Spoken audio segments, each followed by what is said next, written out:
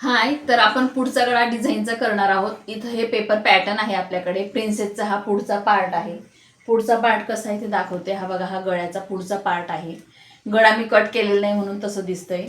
तर हा पुढचा पार्ट आपल्याला कसा कटिंग करायचा ते बघणार आहोत. डिझाईनचा गळा मी तुम्हाला टिक करून दाखवणार आहे. हे बघा, इथं गळारुंदी मी टिक करून घेतलेली आहे.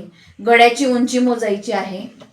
गळ्याची उंची तुम्हाला जेवढी घ्यायची तेवढी मी इथं 6.5 इंच घेत आहे, म्हणजे 6 इंच तयार.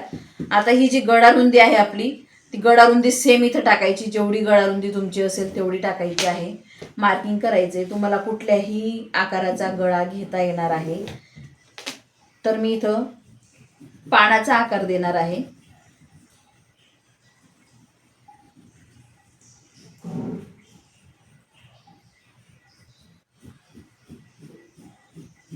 पानाचा आकार देणार आहे. तर इथं मी पानाचा आकार दिलेला आहे. आता तुम्हाला कट करून दाखवते.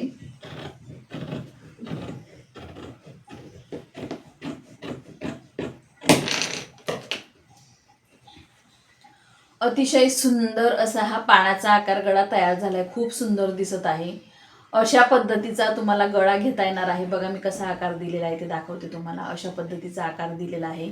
पानाचा आकार तुम्ही कसाही देऊ शकता. तुम्ही मटका गळा घेऊ शकतात, पान आकार देऊ शकतात, व्ही गळा घेऊ शकतात, किंवा तुम्ही स्क्वेअरमध्ये सुद्धा घेऊ शकतात, किंवा तुम्हाला जर बघायचे असतील हे गळे तर मला कमेंट करून नक्की सांगा.